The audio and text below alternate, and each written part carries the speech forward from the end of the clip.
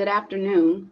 We appreciate you spending some time with us to talk about STEM pathways at Hispanic serving community colleges. Today, we're going to spend a little time with you discussing some of our recent efforts with the study that we have that is supported by the National Science Foundation to look explicitly at HSIs that are two-year institutions. Before we get too much into the study itself and some of our efforts, just wanted to spend some time sharing with you our OCCRL background and more about our office. Let's see here, this is, okay, a little lag time here. So OCCRL is the Office for Community College Research and Leadership. The office is in its 30th year and is one of the longest standing hubs for community college issues relative to the study, practice, evaluation, and research that seeks to advance what we know about community college matters, in particular, how diverse youth and adults move in, through, and out of post-secondary. So whether it's to further education or to gainful employment, that is what OCCRL endeavors to do. Presenting with me this afternoon is Angel Velez and Tina Yayo. Tina and Angel are both research associates at OCCRL, again at the University of Illinois at Urbana-Champaign. The aims of our webinar, again, we want to share some data with you regarding Illinois Hispanic serving community colleges, as well as talk about what we see in the way of trends relative to Hispanic serving community colleges that are on the cusp of becoming designated as such, so more so emerging HSCCs relative to STEM pathways. In addition, we're going to discuss with you the findings from the case studies from the Illinois site visit, as well as our data around the trends within our state.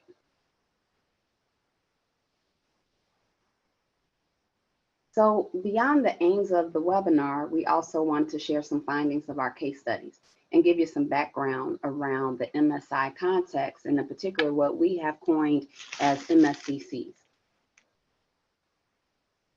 So with MSCCs, we refer to minority serving community colleges in particular as MSCCs. The larger conversation and discourse frames it as MSIs. And MSIs, minority serving institutions, are an institutional type and designation that can be determined in one of two manners. We see where there are institutions that are mission driven, in particular HBCUs, as well as TCUs, our tribal colleges and universities. And then we have institutions that have a MSI designation, and this is largely due to enrollment. And as they're enrollment driven, it's based on demographics. So our predominantly Black institutions, Hispanic serving institutions, Anapeesees, and Alaska Native, Native Hawaiian institutions. How it evolved in terms of when we think about Hispanic serving institutions within the larger minority serving institution context began in the early 80s. And we had where it was particular to a geographic region, notwithstanding we see diversity and cultural pluralism in our states spread out differently. And so it's not surprising that within Texas and Arizona, that there had been increasing Latinx, Latino, Latina student enrollments. And upon that growth occurring, there began some recognition of this growth. And in 1984, as you can see here with our slide, and in our state of Illinois, Democratic Congressman Paul Simon introduced HR 5240. And then we also began to see other legislative actions and federal recognition of what was increasingly the growth of Hispanic students, Latinx students within post-secondary. And so over the years, there have been revisions, but there had been, from the 1984 period through the early 90s, the first recognition federally of providing monies that were earmarked and that would have capacity building features for at the federal level for HSIs and what has become known as Hispanic serving institutions. Within the two-year context, one of the reasons we in our shop explicitly like to use the term HSCC for Hispanic serving community colleges is that in the larger discourse, Hispanic serving institutions, or the HSI acronym, has had the default of being four-year centric. And we know that many of the colleges that are Hispanic serving are not necessarily four-year institutions, but are community colleges. And so when we look at the community college and HSI designation, and what we again refer to as HSCCs, some of the distinctions are at least 1/4 of the students that are undergraduates are Latinx students, that there is a certain percentage of students that have to have Pell eligibility. You know, within the larger context of minority serving institutions, that well over 2/5 of these institutions are HSCCs, and that 50% of our Latinx students that are in community colleges are actually earning bachelor's degrees and have come through community colleges in terms of matriculating beyond the community college to the bachelor's. So again, HSIs are doing a good job, again, with 2 out of 5 Latinx students across all fields that eventually earn a baccalaureate degree, having started and been at a HSI. And then over 1/3 of the students from underrepresented, our URM groups, that are pursuing STEM education are again at community colleges. And so it is that two-year sector that's the highest percent of students enrolled in STEM. And so again, in terms of, you know, the way in which we have termed or coined the term of HSCCs in our shop, and our preference for HSCCs when thinking about the nuances of the community college context, alongside of being Hispanic serving, any associate degree granting post-secondary institution where you have, again, 1/4 of your total enrollment or more are being Latinx students that are attending. And then in terms of, there is a growing number of institutions that are on the cusp of a HSCC designation. And so they are emerging Hispanic serving community colleges where that population falls within that 15 to 24% of the total enrollment.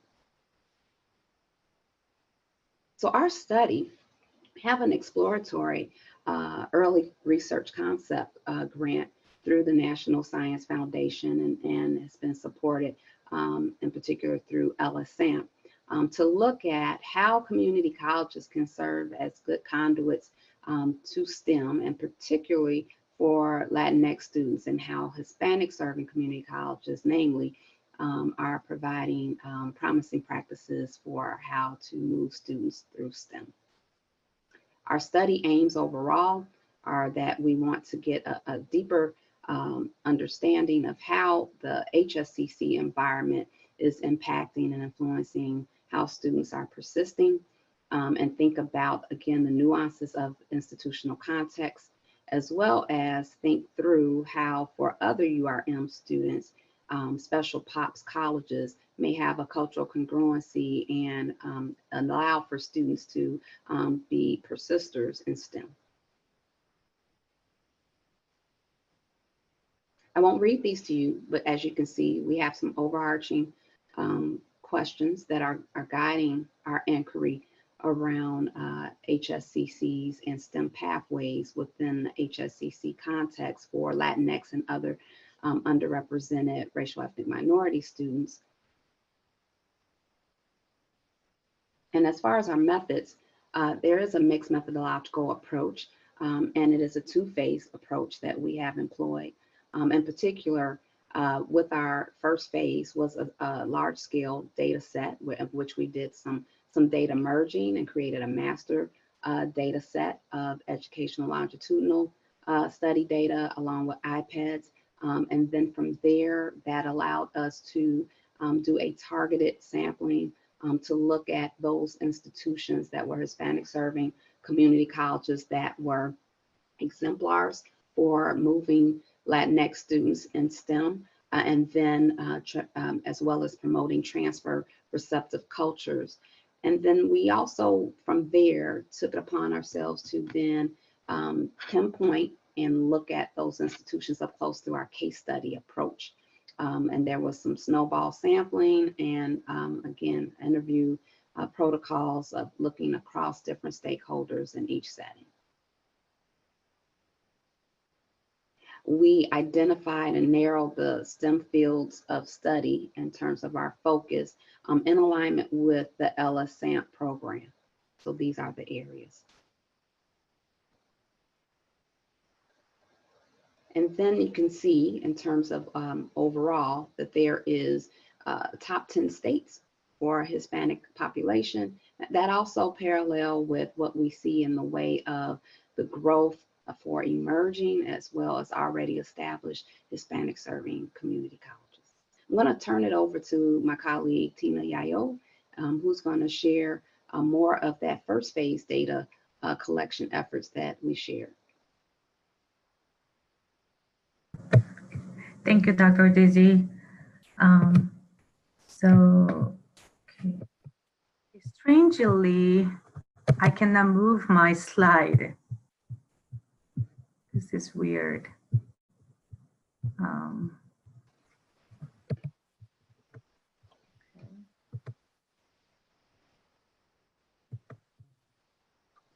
Yes, now it's working. Okay, so this this bar chart shows we downloaded the data from the integrated post-secondary education data system, and then the 2 years institutions were selected.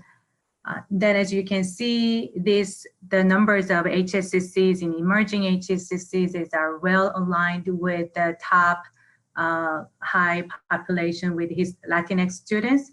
So the California, Texas, and Florida are the 3 top states with huge population of Latinx, and then also they have more than 65% emerging HSCC and HSCC in their states.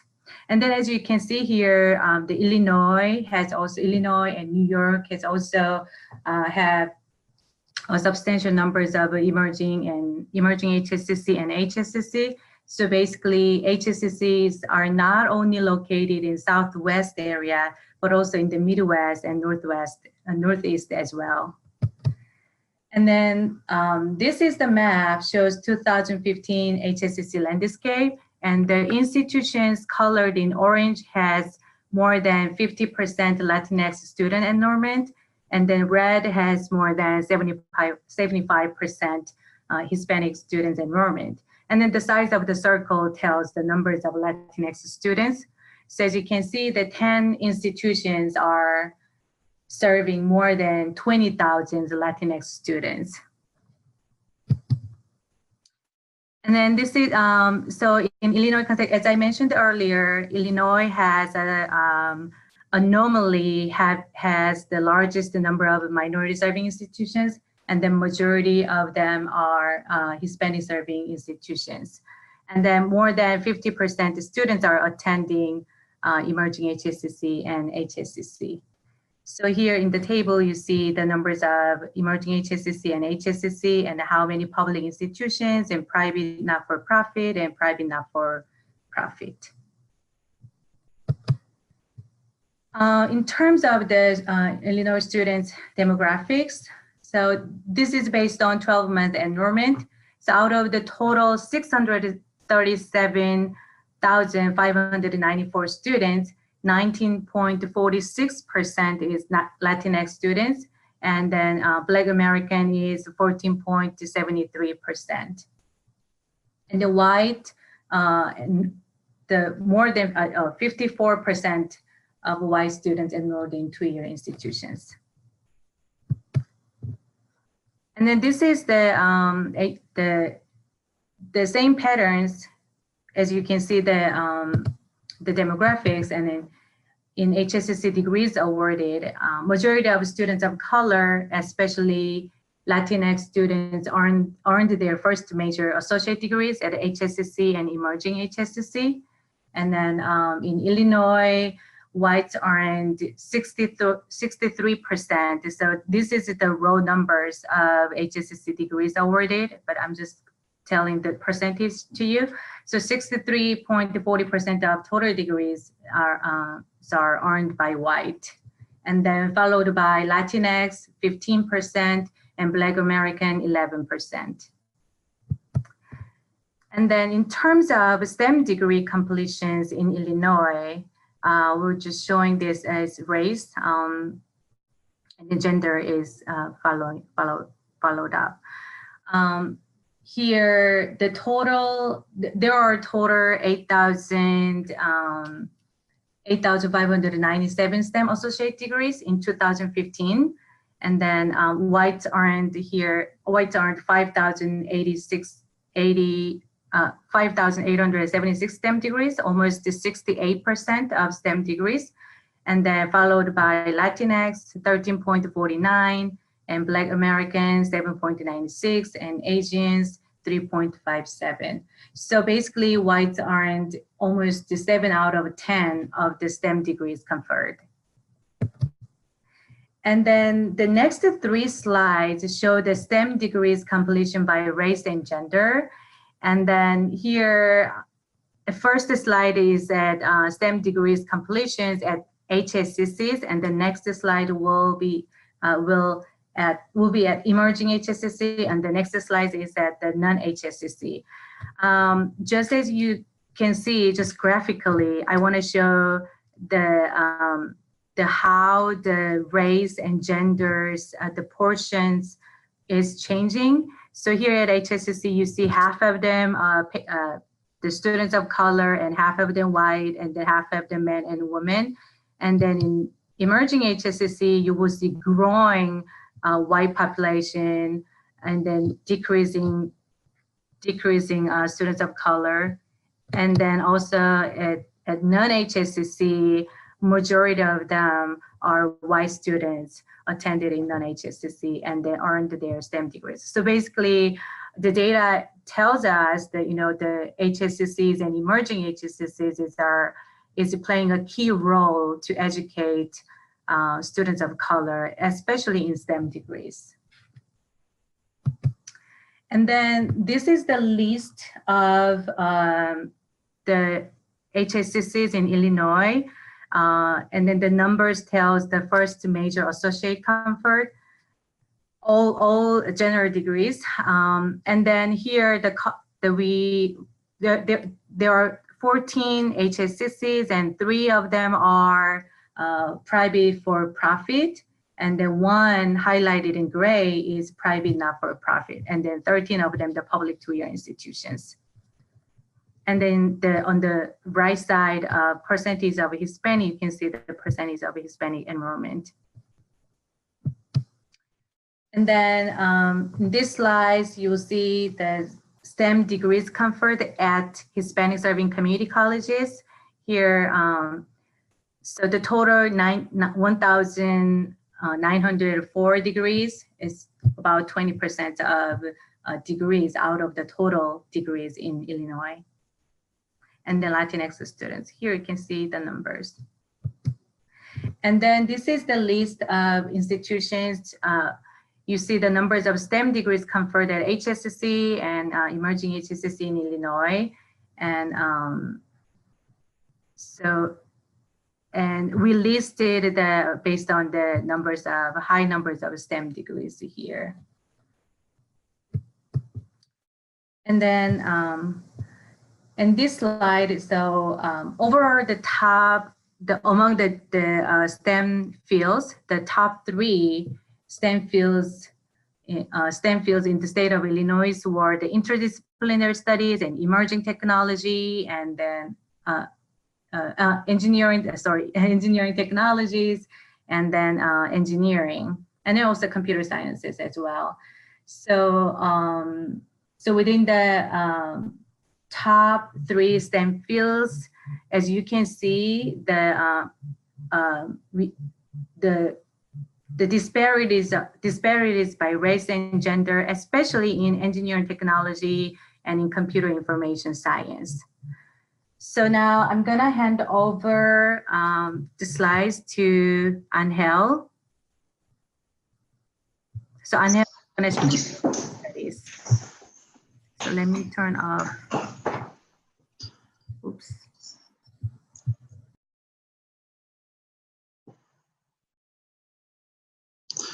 Alrighty. In terms of the case studies, this is 2 case studies that we're presenting today. We wanted to ensure that when we analyze some of the IPEX data, that we went back to some of those community colleges and studied them to understand more about the HSI designation or the HSCC in this context. So in case study number 1, it had about 37% Latinx students. In this context, many Latino students began enrolling very quickly, and the institution did not have, I think it caught them by surprise, but they were met with resistance from top administrators. So if we move the next slide. So after we did 8 interviews, we met with students, we saw a few things emerge, and they're listed here.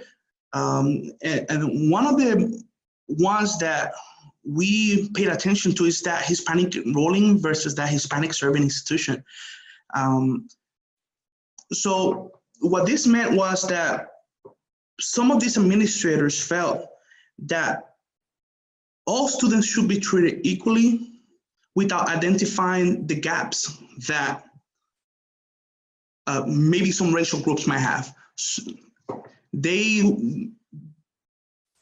were resistant to adopting this designation in fear of being a Hispanic serving institution, in fear of people saying, I don't want to be at a school that is a Hispanic serving institution, right? Or fear of alienating other students. And if you see one here, one of the quotes here, they said that although my former school is also an HSI, the idea is that lifting tides lift all boats, right? And the other administrator said, we might give the wrong impression that one group is more important than anything else or than another group.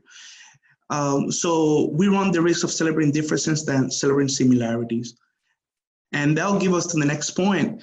And this point is really good, and it's very important because it shows that there is definitely a divide between what academic affairs is doing versus what student affairs is doing. So what we've seen in this case study number 1 is that student affairs, there is a big pocket that gets it. They get that they need to be intentional. They get that they need to provide programming to support these students, especially those that have been underrepresented and marginalized throughout history. And, they created programs that, even with the resistance, they created programs to ensure that some of the students, because this is a pilot program, a small program, about 15 scholars, and they had a very high success rate. 100% graduation rate, a 95% retention rate semester to semester. So they were doing something right. However, there were academic affairs, the faculty seemed to be hesitant in kind of taking this approach in identifying the gaps. And there was definitely not a linkage, right, between the data and their practices. So the institution had the data. They used it for reporting, but they did not use it specifically to address the disparities in graduation or retention rates of some of these groups. So they were not using the data intentionally. And one area that I thought was really good was, or that we thought was really good, was that the students saw the college from a place of strength.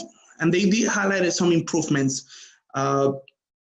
Sometimes, they say, hey, I want to use this experience to get me to the next place as a stepping stone to be something better, to get me a career. And if I can continue, I can go to a 4-year and transfer, right? But sometimes they had difficulties navigating some of these resources.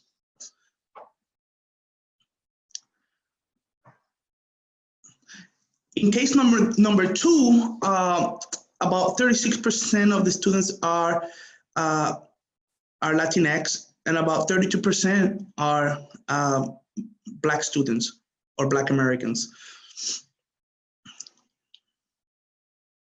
In this case study, what we found was that there was an incongruency between the institutional culture with the designation. We also saw that this was, again, a Hispanic enrolling, not a Hispanic serving institution. But something really amazing is happening here, where the new leadership is embracing this idea of social justice center to their curriculum, to their practices, and there's definitely a high impact practices happening in student affairs, but not in academic affairs again. So some of these incongruencies happen with the designation, that faculty and staff were not aware that they were an HSI, right? One of the staff said, I didn't know that we were actually designated as an HSI school, and the staff asked, are we? Right, and we saw that over and over with all of our interviews. Well, we also saw that it was a Hispanic enrolling, not a Hispanic serving institution. Their way of approaching was that it was a general approach to serving students. Is that the institution does not embrace it as a way of operating, even though the Latinx enrollment is increasing vastly, and so even the freshman class is very high. And this caught my attention because in many of the case studies that we went to, administrators were kind of hesitant in adopting. But here at this institution, it seems to be a changing leadership that they do want to do things differently. So, one of the administrators working through the social justice center lens said that the president is committed to ensuring that practices are student-centered, that they're really serving the students, and not just coming through the door, but actually serving them. And another one is that how we're building an institution that breaks down the structures of oppression, right, to make sure that students are taught to be critical thinkers, and that's what's happening there, and it's beautiful to see. And in this case study, student affairs have some very high impact practices. They had amazing professional development opportunities. The staff and had a lot of professional development monies to go and go to different conferences. They have in-house professional development activities. And one area where I thought they shine and as a case site was that they have 25 advisors, college advisors, and they have 400 students per advisor, right? So we went to institutions that had 1,500 students per advisor. So I think this is a very high touch practice that deserves more attention. I think we wanted to highlight those as well.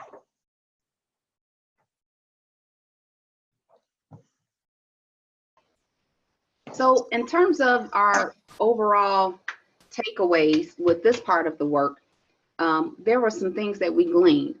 In particular, what we found particularly interesting was what we found to be a mismatch. And so we had colleges, not just even with our Illinois, but also with some of the other sites in terms of our case study work, where the alignment between the designation of being an MSI, namely a Hispanic serving institution, and the overarching culture of the college, they were not parallel or in alignment. There were instances where faculty, students, staff, even some administrators were not even aware that their institution had a MSI status. And so, you know, one of the things we also thought when we were going into this work was that there may be greater cultural congruity in terms of person and environment fit. And surely we did see some aspects of that play out.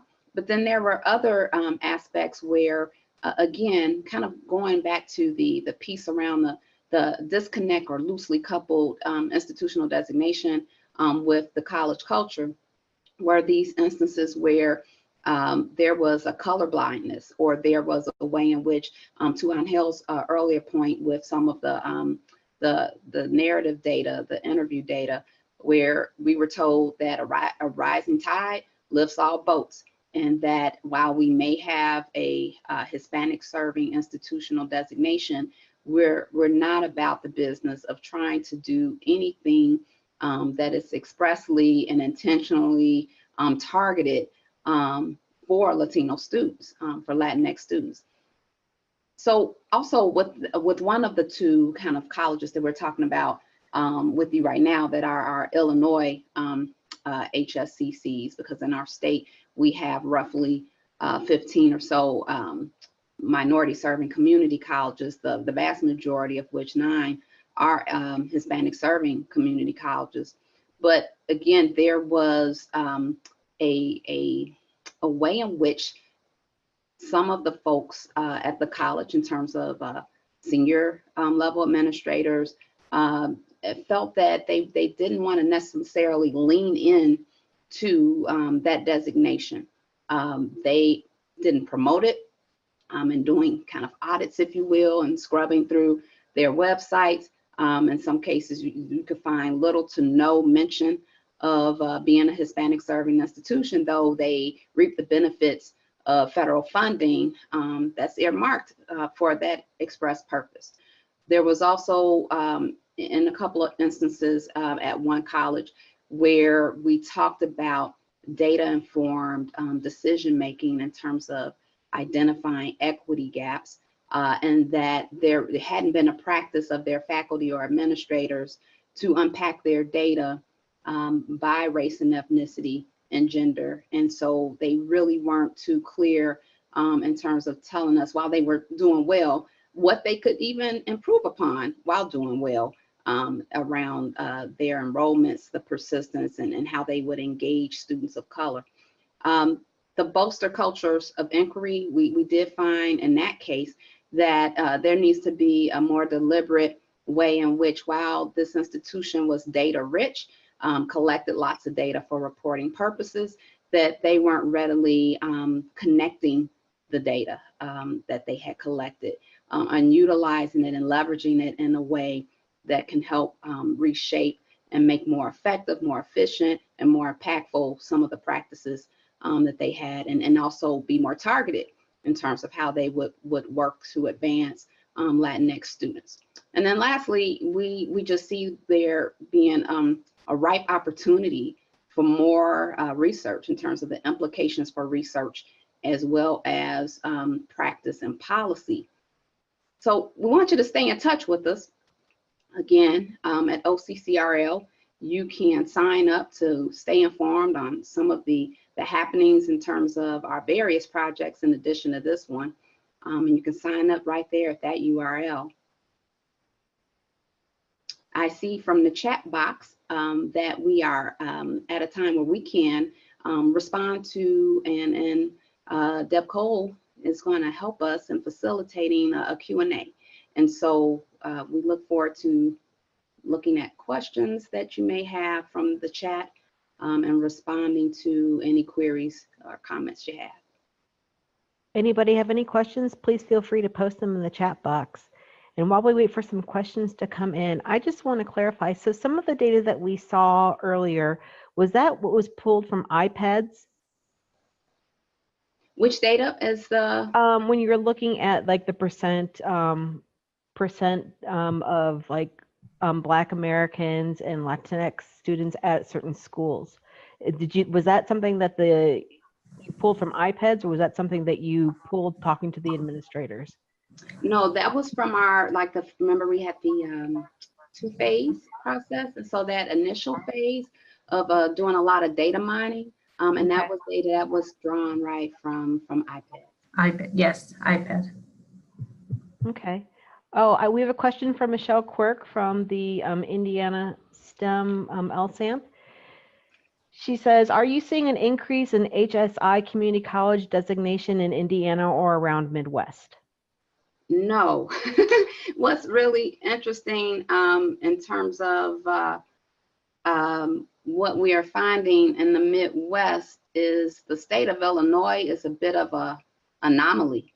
So if you think, you know, kind of overall in terms of minority serving institutions, you know, and particularly community colleges, the bulk of that occurs very geographically placed. So Tina's just taking us back to our HSCC landscape map, if you will. While there's been growth, we have a different map that we have that our colleague, our associate, Dr. Heather Fox, has done mapping for this project with. But in any event, you can see those areas. So if you want to look at the Midwest and in Indy, there isn't one dot.